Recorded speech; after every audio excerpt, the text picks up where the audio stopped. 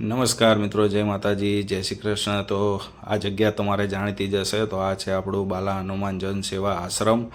ત્યાં તમને અગાઉ પણ જણાવ્યું હતું કે અહીં આ રીતે ગાયો અથવા કૂતરાની રોડ પર અકસ્માત થયા હોય તો અહીંયા લઈ સારવાર કરવામાં આવે છે અને ચાલતા કરવામાં આવે છે। એ સુકૂન છે આપણું। અહીં આશરે અત્યારે 80થી 85 ગાયો છે અને 40થી 45 ડોગ છે જેની સેવા કરવામાં આવે છે।